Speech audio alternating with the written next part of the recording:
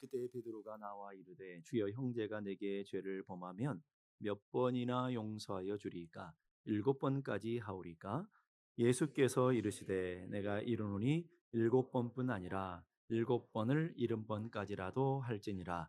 그러므로 천국은 그 종들과 결산하려 하던 어떤 임금과 같으니 결산할 때 만 달란트 빚진 자 하나를 데려오매 갚을 것이 없는지라. 주인이 명하여 그 몸과 아내와 자녀들과 모든 소유를 다 팔아 갚게 하라 하니 그 종이 엎드려 절하며 이르되 내게 참으소서 다 갚으리다 하거늘 그 종이 주인이 불쌍히 여겨 놓아 보내며 그 빚을 탕감하여 주었더니 그 종이 나가서 자기에게 백데나리온 빚진 동료 한 사람을 만나 붙들어 목을 잡고 이르되 빚을 갚으라 하매 그 동료가 엎드려 간구하여 이르되 나에게 참아 주소서 갚으리다 하되 허락하지 아니하고 이에 가서 그가 빚을 갚도록 옥에 가두거늘 그 동료들이 그것을 보고 몹시 딱하게 여겨 주인에게 가서 그 일을 다 알리니 이에 주인이 그를 불러다가 말하되 악한 종아 내가 빌기에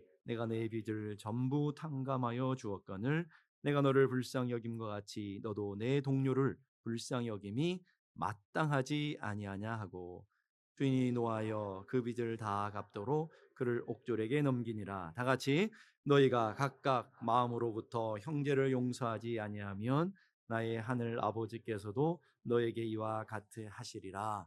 아멘. 우리 앞뒤 좌우에 있는 분들과 인사하십시다. 하나님이 당신을 사랑하십니다.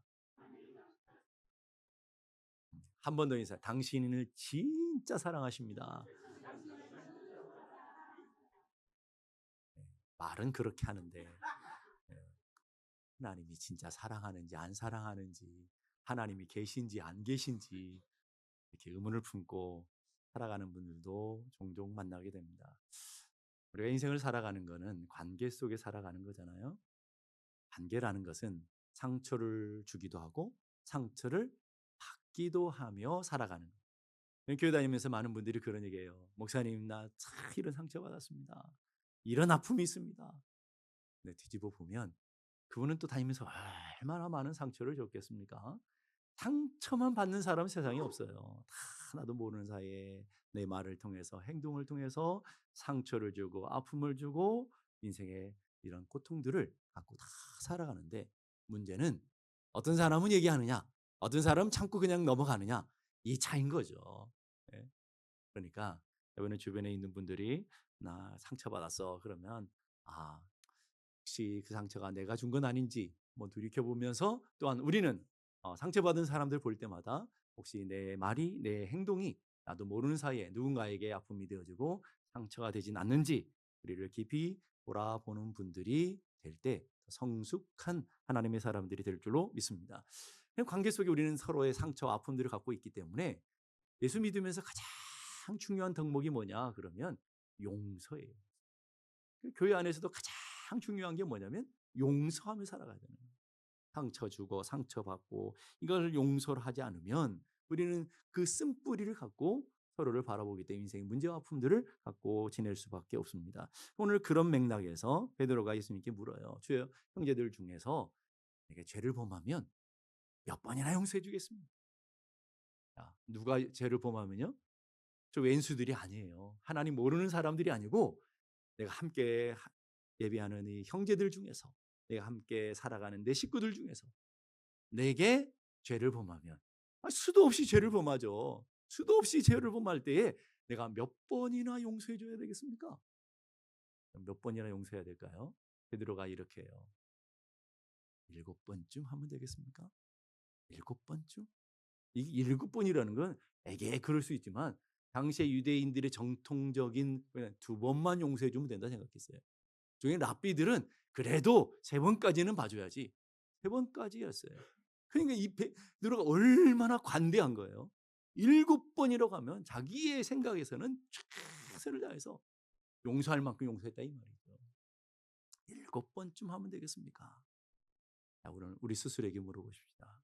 올 한 해를 지내오면서 여러분의 가정 속에서 교회 속에서 여러분을 아프게 하고 여러분을 힘들게 하고 여러분의 자존심을 건드리고 여러분의 삶에 화를 돋구는 사람들이 분명히 있었을 거라고요. 그러면 여러분들은 몇 번 용서하셨어요? 한 번, 두 번, 세 번, 네 번, 다섯 번까지 가지도 않죠. 그냥 한 번 하고 그냥 훅 하지. 예? 이게 우리들 아닙니까? 일곱 번까지 갈지도 않아요. 일곱 번까지 가면 이런 얘기도 안 해요. 예? 교회 안에서도. 한 번, 많이 참아요. 두 번, 장로님 좀 되고, 그러면 세 번, 내가 참을 만큼 참았는데, 내가 견딜 만큼 견뎠는데, 그리고는 그래 한번 본때를 보여주겠다. 이게 오늘 우리의 모습 아니냐. 주님은 뭐라고 얘기하시는지 22절 보십시다. 예수께서 이르시되 내게 이르노니 일곱 번뿐 아니라 일곱 번을 70번씩이라도 할지니라. 일곱 번에 70번이 몇 번이에요? 이게 또 계산해 봐야 됩니까? 490번. 야, 한 번, 두 번, 100번, 400번, 490번 딱 됐어. 야, 491번째니까 이런 얘기가 아니에요, 여러분. 주님은 끊임없이 형제가 너를 아프게 하면 또 용서해주고, 형제가 너에게 손해를 주면 또 덮어주고, 형제가 다른 사람이 아니라는 거예요. 세상 속에서 만나는 사람들이 아니라 교회에서 만나는 형제들, 가정에서 만나는 식구들이 내게 아픔을 주고 내게 고통을 주는 순간들이 있을 수밖에 없는데, 그럴 때 어떻게 하라는 거예요? 한없는 사랑 덮어주고 또 덮어주고. 그래서 생긴 영화가 미워도 다시 한 번이라는 거예요. 미워도 다시 덮어주고, 내 마음이 상해도 다시 덮어주고, 덮어주고, 덮어주며 덮어주는 삶이 이게 성도들의 삶이다 라고 오늘 우리에게 말씀하고 있다라는 거예요. 그 말씀과 바로 연결해서 오늘 읽은 우리 본문 10달란트 빚진 자의 비유가 나오는 거예요. 10달란트 빚진 자는 그 비유만 딱 따로 떼어서 보는 것이 아니라 앞에 주님께서 7번씩 할지니라. 왜? 이렇게 물을 거 아니겠어요? 왜? 왜 우리가 그렇게 살아야 되는데? 여기 앉아있는 분들도 많은 분들이 그러고 있을 거예요. 내가 왜 참아야 되는데? 내가 왜 용서해야 되는데?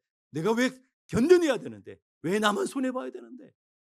이런 질문을 갖고 있는 우리들에게 주님이 하시는 답 23절, 24절입니다. 그러므로 천국은 그 종들과 결산하러 하던 어떤 임금 같으니 결산할 때 10달란트 빚진 자 하나를 데려오매. 10달란트 빚진 자가 있었다 이 말이에요. 그 10달란트가 얼마냐? 상상을 못하니까 이게 또 뭔 소린가 그러는데, 1달란트가 6,000데나리온이에요. 6,000데나리온이라는 말은 한 데나리온이 장정한 사람, 남자예요. 남자 장정한 사람이 일해서 얻는 풍삭을 원데나리온이에요. 자, 그러면 6,000데나리온이라는 말은 16년이에요. 열심히 일해서 쓰지도 않아요. 계속 모아서 통장에 저금하는 것이 아니라 계속 빚을 갚아가는 거예요. 16년을 원달란트 여기다가 만을 곱하면 16만 년이에요. 놀래지도 않을 줄 알았어요. 16만 년을 하루도 쉬지 않냐고, 하나도 안 쓰고 다 갚아야 돼. 그래야 1만 달란트가 돼. 무슨 말이에요? 천문학적인, 개인이 갚을 수 없는, 개인이 평생을 갚아도 갚을 수 없는 금액, 그게 1만 달란트로 표현해 놓은 거예요. 만약 그것이 1억만 달란트라고 하면 주님은 그렇게 썼을 거예요. 1만 달란트라는 것은 인간의 상상으로, 인간의 노력으로, 인간의 어떤 방법으로도 도무지 갚을 수 없는 빚, 그 빚을 1만 달란트라고 표현했다. 오늘 분명한 것은 그 1만 달란트 빚진 자가 누구냐 하는 거죠. 오늘 여기에 나온 종을 얘기하려고 했다면 성경은 기록하지 않았어요. 그 1만 달란트 빚진 자가 바로 너야, 우리라는 거예요. 이게 어려운 거예요. 1만 달란트 빚진 자가 누구라고요? 나라 이 말이죠. 그 가치와 그 정체성을 아는 우리들의 삶이 되어야 은혜가 시작됩니다. 은혜는 다른 데부터 온가? 내 노력으로 열심히 구원받고 내 힘으로 구원받고 그런 건 무슨 은혜가 있겠어요? 내가 열심히 봉사하고 내가 열심히 충성했으니까 하나님 받을 만한 자격이 있으니까 받는 구원 생명이라면 무슨 은혜냐 이 말이에요. 우리 힘으로도 안 돼요. 능력으로도 안 돼. 열심으로도 안 돼. 선함으로 안 돼요. 우리의 충성으로도 안 돼요. 어떤 것으로도 갚을 수 없는 하나님의 주신 은혜를 입었는데 그게 1만 달란트야. 1만 달란트 빚진 탕감받은 그 사람이 누구다? 너만이 아니라 나라. 나. 한번 따라. 내가 1만 달란트 탕감받은 사람입니다. 옆에 분에게 물어봐요. 맞습니까? 네, 맞대요? 내가 1만 달란트 탕감받은 사람. 거기서부터 은혜가 출발돼요. 그 은혜라는 것을 모르면 내가 하는 만큼 나는 대가를 받아야 돼. 내가 열심히 봉사하는데 왜 사람들이 인정해 줘야 되고, 내가 열심히 노력하면 사람들이 박수 쳐줘야 되고, 다 대가를 바라는, 우리 안에 대가를 바라는 삶을 살아가는데, 그러고 보니까 그 1만 달란트 탕감 받은 사람이 탕감을 받은 그날은 자신의 인생의 최고의 날이었어요. 안 그럴까요? 오늘 주인이 갚을 것이 없어서 네 몸 팔고, 네 와이프 팔고, 네 자녀들 다 팔고, 네 있는 것 다 팔아서 갚아라. 갚을 수가 없어요. 당시에 노예 한 사람 팔아봐야 은 30밖에 못 받아요. 그 1만 달란트를 무슨 수로 갚을 수 있어요? 못 갚아요. 근데 다 탕감해줬다 이 말이에요. 조건 없이 무조건적으로 다 갚아줬어요. 다 지워줬다 이 말이에요. 그 얼마나 축복의 날이에요. 평생 짓눌렀던, 평생 힘들었던 그것을 하루아침에 다 해결해줬어요. 얼마나 기쁜 날이겠어요. 여러분 같으면 어떡하겠어요? 잔치를 해야죠. 여러분이 힘들게 했던 사람들, 아프게 했던 사람들 하나도 걸림없이 다 불러서 잔치해야 되지 않겠어요? 근데 그 사람 뭐 하는지 보세요. 28절. 그 종이 나가서 제게 100데나리온 빚진 동관 하나를 만나 붙들어 목을 잡고 가로되 빚을 갚으라 하매 그 동료가 엎드려 간구하여 이르되 나에게 참아 주소서 갚으리다. 이건 아까 금방 그 사람이 했던 일이에요. 주인 앞에 엎드려 참아 주십시오. 갚으겠습니다. 한 번만 봐 주십시오. 한 번만 긍휼을 베풀어 주십시오. 그 행동을 했는데 주인이 봐줬어요. 10,000달란트를 탕감해 줬어요. 근데 이번엔 몇 데나리온이요? 100데나리온 만나서 뭐 했어요? 멱살 잡고 빨리 안 갚아? 그러고는 한번 업어치게 하고 그 다음에 안 갚으니까 소리 모욕을 주고 신체적인 폭력을 행하고 모욕을 주고 자존심 깎고 거기서 끝나는 게 아니라 감옥에다 딱 가다 둬.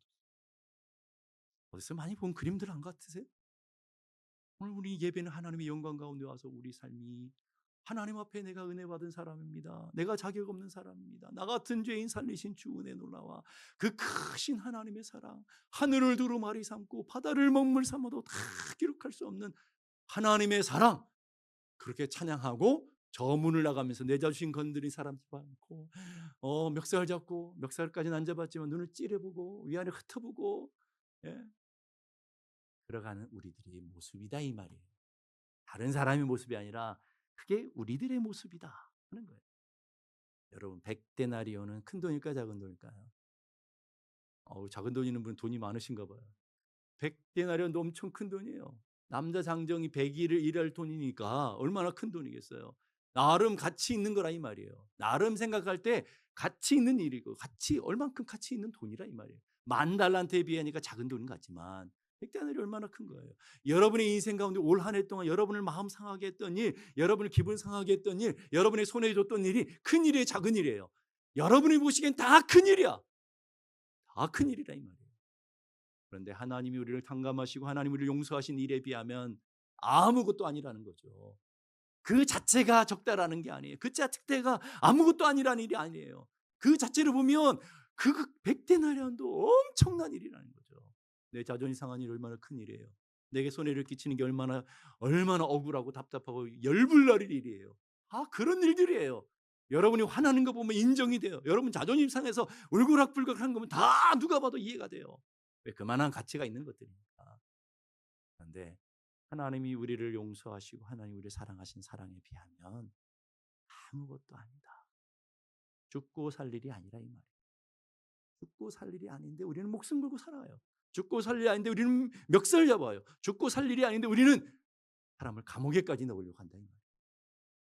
한번 앞뒤 좌우에 있는 분들과 인사합시다. 죽고 죽고 살 일 아니면 그냥 넘어갑시다. 자, 죽고 살 일 아니면 어떻게 해야 된다고요? 패스. 네. 다 여러분 자존심 상하는 게 큰일이고 여러분 손해본 일이 큰이라도 죽고 살 일이 아니잖아요. 오늘 하나 보세요. 여러분 부부싸움 하면서 여러 번 싸우신 줄 알아요. 인상을 보면 다 알아요. 예? 많이 싸우셨잖아요. 근데 보면 1년을 지나게 돌이켜보면 어때요? 그 일이 큰일이었어요? 아니잖아요. 별일도 아닌 거 가지고 우리는 자존심 부리고 살았어요. 여러분 성도들과 울그락불그락, 우리 교회는 그런 일이 없었겠죠? 예, 다른 옆에 있는 분들 한번 보세요. 울그락불그락 있던 그런 일들은 어때요? 이렇게 보면 아무 일도 아니에요. 어떤 분들 교회에 막 열불내 가지고 교회 막 힘들게 하고 나중에 만나면요.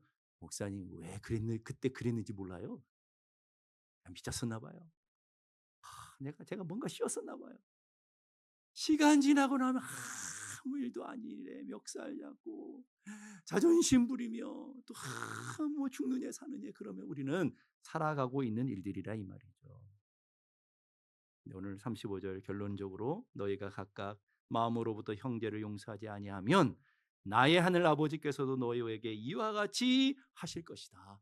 너희들이 중심으로 용서하고 중심으로 긍휼을 베푸지 않으면 자, 무르자. 자, 만 달란트 빚진 사람이 자, 무르자. 그래 봐요. 누구 손해예요? 우리 손해라고요, 여러분. 하나님 무르자. 오늘이라도 하나님께서 여러분 한 사람 부르고 그래. 그렇게 자존심 상했니? 그렇게 억울하니? 야, 그래. 그럼 무르자. 그러면 우리 끝나는 거예요, 여러분. 하나님이 그 얘기 하시는 거예요. 야, 너 마음으로 중심으로 그 용서 못해? 그 이해 못하겠어? 야, 그럼 무르자. 근데 너희 하늘 아버지께서도 용서하지 못하겠는데 이러시는 것이죠. 오늘 분명히 우리가 물어야 될까? 난 누구냐라는. 난 누구죠? 여러분 누구신가요? 갑자기 대답하기 싫어졌죠. 우리는 1만 달란트 빚진 자다. 내가 1만 달란트. 거기서 우리 삶이 시작되는 거예요. 존 파이퍼라는 위대한 목사님이 이런 얘기예요. 용서할 수 있는 의지와 가능성, 용서할 수 있는 의지가 있는 것, 용서할 수 있는 가능성 있는 사람은 누구냐? 내가 용서를 받은 존재라는 정체성에서부터 나오는 거예요. 다른 데서 나오는 게 아니라는 거예요. 내가 용서받았고 내가 만 달란트 빚진 자인데 하나님이 나를 용서했다. C.S. 루이스는 이렇게 말해요. 그리스도인이 된다라는 것은 용서할 수 없는 죄를 용서하는 것을 말하는데 하나님이 우리의 용서받을 수 없는 죄를 사해 주셨기 때문입니다. 어디서부터 출발한다고요? 하나님이 나를 용서해 주신 그 사랑, 그 은혜에서부터 출발한다 하는 거예요. 그러면 33절 다 같이 한번 읽어봅시다. 33절 다 같이 시작. 내가 너를 불쌍히 여김과 같이 너도 내 동료를 불쌍히 여김이 마땅하지 아니하냐. 내가 너를 불쌍히 여겼는데, 내가 너를 사랑했는데, 내가 너를 용서했는데, 네 와이프, 네 남편 너 용서해 주는 거 뭐 어려운 일이니? 이런 거죠. 내가 너를 불쌍히 여겨주고 내가 너를 긍휼히 여겨주는데 교회 성도 너 자존심 하나 상하게 한 것 그거 못 잊겠니? 그게 잠 못 이룰 만큼 뒹굴면서 그렇게 아파할 일이니? 이렇게 물어보시면 이게 안 힘들다는 게 아니에요. 내가 당한 일이 제일 힘든 거예요. 내가 겪은 자존심 상한 일이 가장 큰 일일 수 있어요. 그런데 하나님이 오늘 말씀하시는 내가 너를 긍휼히 여김처럼 내가 너를 불쌍히 여김처럼 네가 그 은혜 그 사랑 받았는데 그러면 우리가 그렇게 살아가는 게 마땅한 게 아니냐. 여기에 불쌍히 여기다라는 스프랑크마이저라는 단어가 굉장히 중요한 단어예요. 이 단어는요 이런 뜻을 갖고 있어요. 내장이 끌어지는 듯한 고통, 끊어지는 듯한 고통, 측은히 여기는 마음, 창자가 뒤틀리는 단장의 아픔이란 말이잖아요. 그런 것을 표현하는 거예요. 그런데 성경에 보니까 이 스프랑크조마이라가 언제 쓰여졌는지 보면 그 단어가 쓰여진 거 보니까 선한 사마리아에 보게 되면 강도 만난 사람을 사마리아 사람이 봤어요. 그리고 강도 만난 사람을 봤을 때에 그 사람 마음에 측은히 여기는 마음이 생겼어요. 그게 스프랑크조마이. 긍휼히 여겨서 불쌍히 여겨서 그를 돌봐주고 여관에 데려가서 대가를 지불하고 그 일을 다 감당하는 마음. 그게 바로 긍휼이 불쌍히 여기는 마음이다 이 말이에요. 두 번째는요. 탕자가 아버지의 재산을 다 들고 나가서 다 탕진해 버렸어요. 여러분 같으면 어떻게 하겠어요? 여러분의 재산을 다 들고 가서 다 탕진해서 아들이 쫄딱 망해가지고 거지가 돼가지고 탁 들어오는 모습을 보면 몽둥이 들고 쫓아가서 뚫어야죠. 근데 어때요? 다시는 안 본다고 그래요. 그게 정상이잖아요. 그 아버지가 그 망하고 돌아오는 아들, 다 실패하고 힘없이 돌아오는 거지가 돼가지고 돌아온 그 아들을 볼 때 측은히 여겼던 마음, 아버지가 그 아들을 품어줄 수 있는 그 마음, 그게 바로 스프랑크 조마이라는 거예요. 예수님이 무리를 보시며 목자 없는 양들처럼 방황할 걸 보면서 여기셨던 그 측은히 여기는 마음, 예수님이 앉은 병이 문둥병자 환자들을 보면서 불쌍히 여겼던 그 마음, 그 마음이 긍휼의 마음, 측은히 여기는 이 스프랑크 조마이라는 말이에요. 말은 주님이 우리를 그렇게 받아주셨고, 그렇기 때문에 우리가 하나님의 백성들로서 이 땅을 살아가면서, 가정에서, 교회에서 살아가면서 여러분이 품어야 될 마음, 그 마음이 무슨 말이라고요? 긍휼히 여기는 마음, 불쌍히 여기는 마음이다. 목사님, 이 땅에 목사님들이 얼마나 많아요. 목사들이 뭐 이래 이러시잖아요. 목사에다가 뒤에다가 뭘 붙여가지고 뭐 이러시는데, 예. 얼마나 불쌍해요. 저들이 불쌍하지 않습니까? 하나님 나라를 위해 살겠다고 발버둥 치는데 욕망에 욕심에 이끌려서 또 모르고 자기 가는 줄도 모르고 그렇게 살아가는 분들도 있잖아요. 불쌍한 거죠. 안 된 거죠. 예? 하나님 나라 하나님 영광 위해서 나왔는데 그걸 잊어버리고 하나님의 나라를 위해 살겠다고 그 큰 마음을 갖고 나왔는데 살다 보니까 퇴색되어져서 자신의 욕망과 자신의 욕심에 이끌려 살아가는 걸 불쌍합니까, 여러분? 불쌍히 여기셔야 돼요. 이 땅의 장로님들이 얼마나 불쌍합니까? 정말 장로 아니었으면 욕도 안 먹을 텐데 왜 장로 돼가지고 왜 저 욕을 드셔가면서 오래 사실 거예요. 예. 그렇게 살아가면 얼마나 애를 쓰고 힘을 쓰는데 뭐 이래도 저래도 올 한해 권사님들이 얼마나 수고했습니까?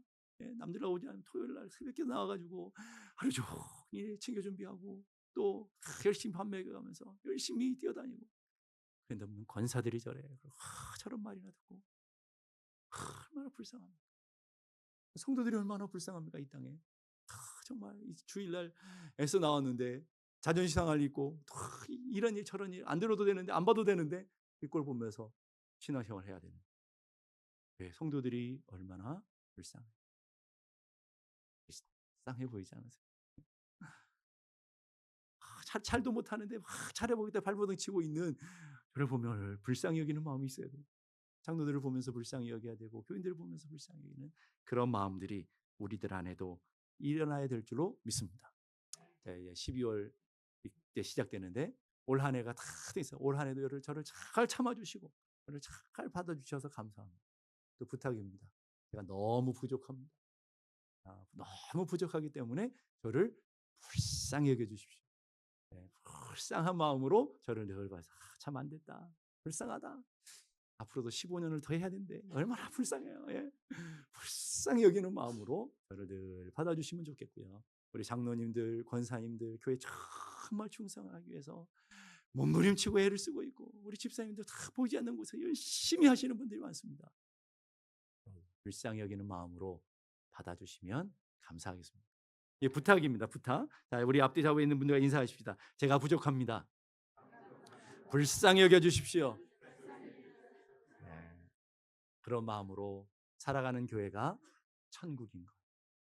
그런 마음으로 서로를 바라보는 가정이 천국이 됩니다. 불쌍히 여기는 마음.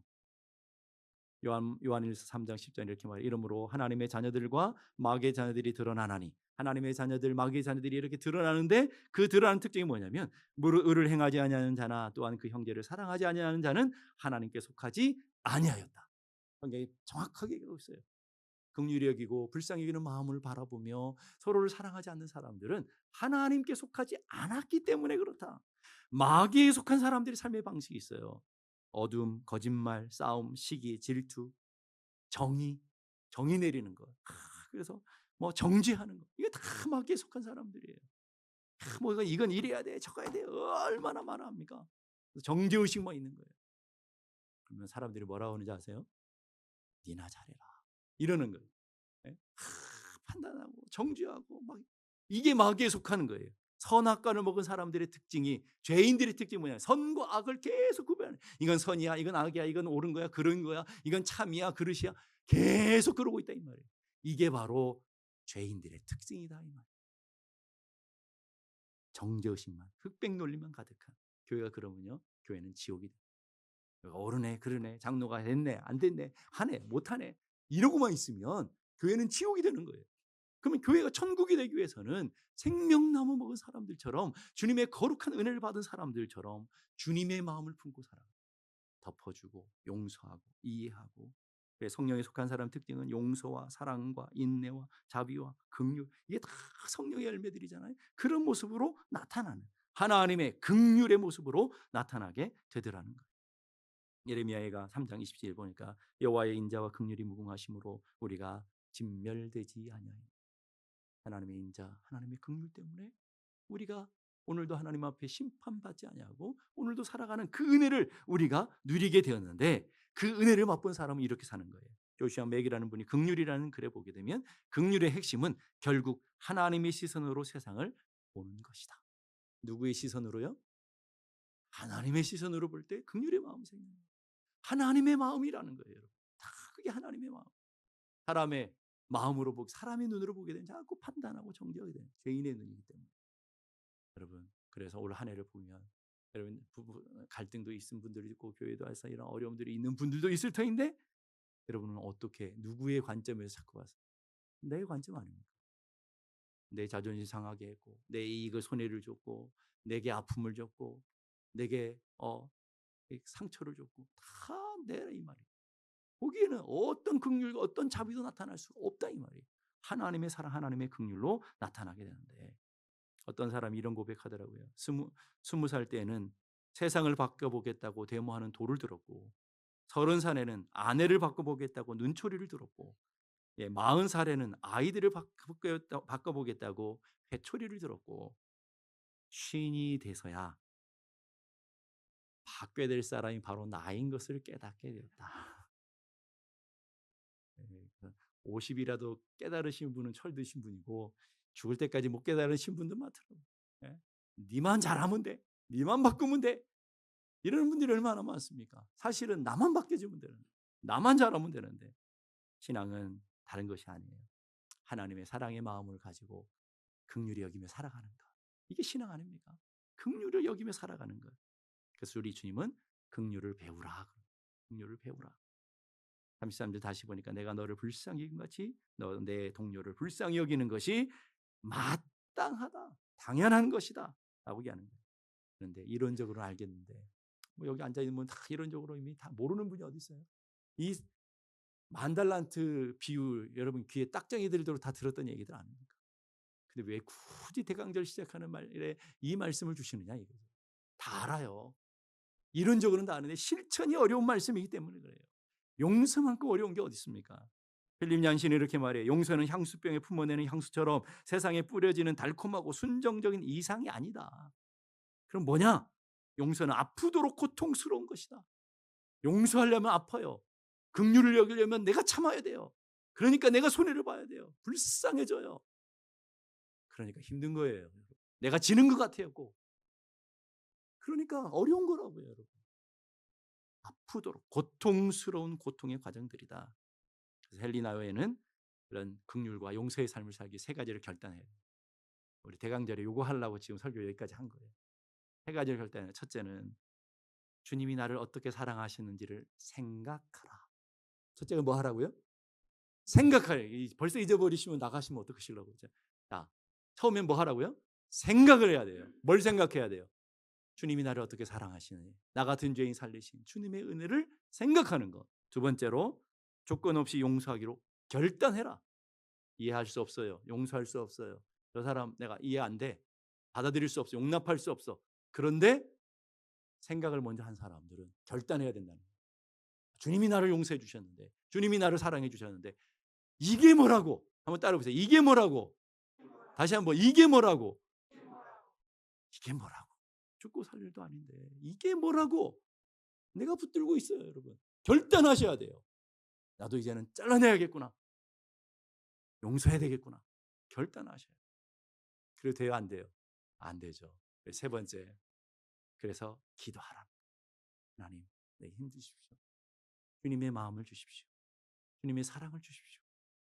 기도했을 때 하나님이 우리를 어떻게 바꾸고 가시는지, 하나님이 우리를 어떻게 일하실지를 그걸 맛보시는 거예요. 그게 기독교의 능력인 거예요, 여러분. 원수들을 품어낼 수 있는 힘이 나에게는 없지만 품어낼 수 있는 능력을 하나님이 주시는 것을 맛보고, 도무지 이해할 수 없는 걸 이해할 수 없는데 내가 이해하는 자리에 딱 선 걸 보면서 하나님이 위대하시고 하나님이 크심을 경험하며 한 걸음 한 걸음 믿음의 길을 걸어가는 것, 이게 믿음이라는 거예요, 여러분. 첫째는 벌써 까먹으시네요. 첫째는 뭐라고요? 생각하라. 두 번째는 결단하라. 세 번째는 기도하라. 기도하십시다.